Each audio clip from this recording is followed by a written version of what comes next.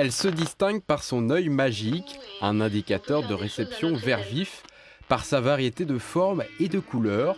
La radio à lampe connaît son apogée dans les années 40 et 50. Sébastien Amier, un passionné, restaure ce patrimoine en voie de disparition. Plus de 60% de ces postes sont déjà passés à la destruction, que ça soit déchetterie, décharge auparavant, déménagement, etc. Signe de prospérité, le poste à lampe a sa place dans le salon jusqu'au début des années 60. Il a marqué toute une époque avant d'être détrôné par la télévision. Ce sont des appareils qui sont alors soit des appareils de famille, alors là, quel que soit l'état, les gens veulent le récupérer en ordre de fonctionnement, soit des appareils qui portent un intérêt, on va dire, au niveau du design. Il y a eu un très gros effort dès les années 30, mais qui s'est effectivement concrétisé dans les années 50 avec les postes multicolores, tout comme le vert que nous voyons derrière moi, mais voilà, des différentes couleurs, différents styles, différents modèles.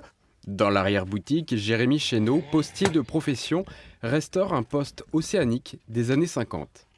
Je viens de réparer la partie radio d'origine, et puis le client veut qu'on lui greffe dedans l'AFM pour recevoir les radios FM modernes, ainsi que le Bluetooth. On allie les systèmes très très modernes avec les systèmes vraiment beaucoup plus préhistoriques d'un point de vue électronique, qui sont la réception à lampe, c'est du très lourd, du très ancien et du costaud. Donc on peut les restaurer, on peut mettre les mains dedans, c'est ça la particularité de ce genre d'appareil.